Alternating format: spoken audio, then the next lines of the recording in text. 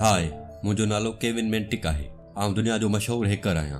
जेकॾहिं तव्हां महफ़ूज़ राब्तो चाहियो था, ख़ासि करे जॾहिं दोस्तनि खे मैसेज कंदा आहियो, अव्हां वटि फेसबुक या व्हाट्सएप मैसेंजर हूंदो आहे। बुनियादी शइ जेका ॾिसणी आहे त उहे messenger end to end encryption इस्तेमालु कनि थियूं या न।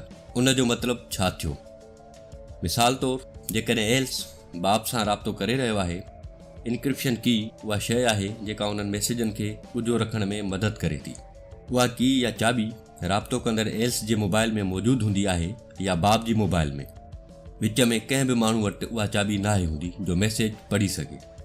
मिसाल तौरु, अव्हां आईफोन में आई मैसेज इस्तेमालु करे रहिया आहियो, उहा एंड टू एंड इनक्रिप्शन इस्तेमालु करे थी, पर अञा बि एप्पल वटि उन्हनि मैसेज जी चाबी मौजूदु हूंदी आहे। कहिड़ी ख़बर त एप्पल दॿाउ में अची उहे मैसेज कानून लागू कंदड़ इदारनि खे ॾेई छॾे।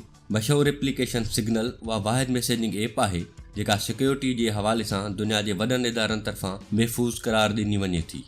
सिग्नल ऐप बिल्कुलु मुफ़्त इस्तेमालु करे सघिजे थी, जंहिं जे ज़रिए महफ़ूज़ मैसेज तोड़े कॉल करे सघजनि था। जेकॾहिं तव्हां उहा ऐप डाउनलोड करे इस्तेमालु करे रहिया आहियो त राब्तनि ते रियासती इदारा बि नज़र नथा रखी सघनि।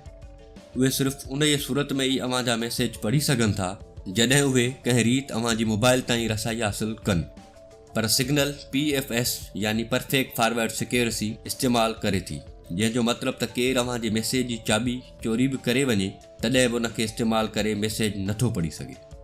छो त PFS में मैसेज खे ॻुझो रखण लाइ चाबी सिर्फ़ु महदूद वक़्त लाइ हूंदी आहे, जेका वक़्तनि ब वक़्तनि तब्दील थींदी रहे थी।